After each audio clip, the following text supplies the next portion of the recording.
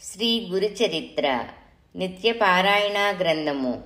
శ్రీ గురుచరిత్ర పారాయణను కులమత ప్రసక్తి లేకుండా అందరూ చేసుకొనవచ్చును.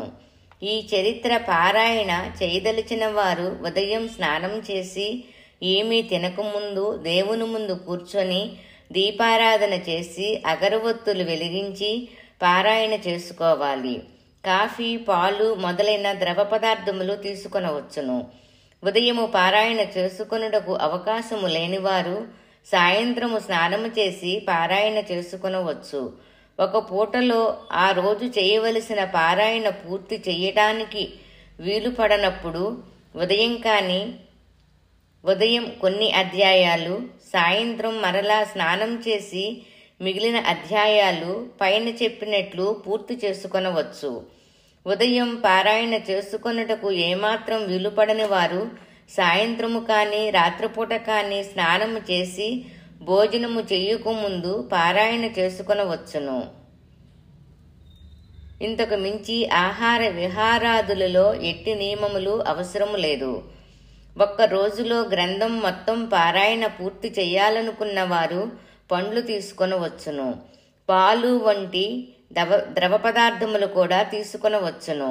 సప్తాహ పారాయణ ఒక వారము లేక 7 రోజులు పూర్తి చేయలేని వారు ద్విసప్తాహ అంటే 2 వారాలు కానీ, త్రిసప్తాహ 21 రోజులు కానీ చేసుకోవచ్చు. అందుకు కూడా అవకాశం లేనివారు రోజుకు 1 అధ్యాయము చొప్పున పారాయణ చేసుకొనవచ్చు. స్త్రీలు బహిష్ట సమయములో ఈ చరిత్ర పారాయణ చేయకూడదు. సామాన్యంగా మనం పారాయణ చేసే గ్రంథం ఎవరికీ ఇవ్వకుండడం మంచిది. కొన్ని అవ్వార్తులు కొన్నిసార్లు పారాయణ పూర్తి అయ్యాక కొద్ది దక్షిణతో పాటు ఈ గ్రంథ ప్రతి అంటే పుస్తకం 1 ఎవరికైనా దానం చేస్తే ముల్లోకాలను దానం చేసిన పుణ్యఫలం వస్తుంది. స్నానానికి కూడా అవకాశం లేనప్పుడు కానీ, ఆరోగ్యం సరిగా లేనప్పుడు కానీ ఈ శ్లోకం చదువుతున్నాను. ఈ శ్లోకం చదువుకోవచ్చు అన్నమాట. అపవిత్రా వా సర్వావస్థాన్ గతోపి వా యస్మరేత్ పుండరీకాక్షం సా బాహ్యాభ్యంతర శుచిః అనే శ్లోకాన్ని చెప్పుకొని తీర్థాన్ని గురుపాదంగా భావించి, తీర్థాన్ని గురు పాదోదకంగా భావించి కొంచెం త్రాగి కొంచెం శిరస్సును చల్లుకొని పారాయణ చేయవచ్చు. హృదయ కమలంలో ఉన్న చైతన్యమే తన నేత్రముగా గల భగవంతుని స్మరిస్తే ఎట్టి పరిస్థితుల్లో ఉన్నవారైనా బాహ్యాభ్యంతరములయందు శుచి అవుతారు అని ఈ శ్లోకానికి అర్థం. స్వయంగా పారాయణ చెయ్యలేని వారు శ్రీ గురుచరిత్ర శ్రవణం చేసిన అదే ఫలితం ఉంటుందని శ్రీగురుడు చెప్పారు. పారాయణ చెయ్యడానికి వీలు కాని సమయంలో దత్త అని కానీ, శ్రీదత్త జయదత్త అన్న నామం కానీ సప్తాహము చెయ్యవచ్చు.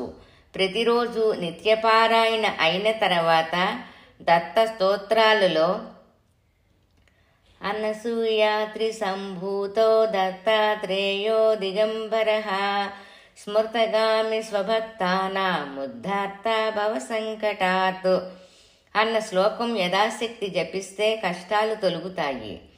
జీవయామాస భక్తారం మృతం సత్యహి మృత్యుః మృత్యుంజయస్య యోగీంద్రః సౌభాగ్యం మే ప్రయచ్చుతు అన్న శ్లోకం యథాశక్తి జపిస్తే సౌభాగ్యం వృద్ధి చెందుతుంది. దూరీకృత్వ పిశాచాత్యం జీవయిత్వా మృతం సుతం యో భూతభీష్టదః పాతు సానః సంతాన వృద్ధి కృత్తు అన్న శ్లోకం యథాశక్తి జపం చేస్తే సంతానాన్ని ప్రసాదిస్తుంది. దరిద్ర విప్రగేహేయః శేఖం భుక్తోత్తమ శ్రియం దదౌ శ్రీదత్త దేవః దారిద్రాతు శ్రీప్రదోవతు అన్న శ్లోకం యథాశక్తి జపం చేస్తే దారిద్ర్యాన్ని తొలగించి సంపదనిస్తుంది. ఈ శ్లోకాలు రోజు పారాయణ అయిన తర్వాత చదువుకుంటే మంచిది.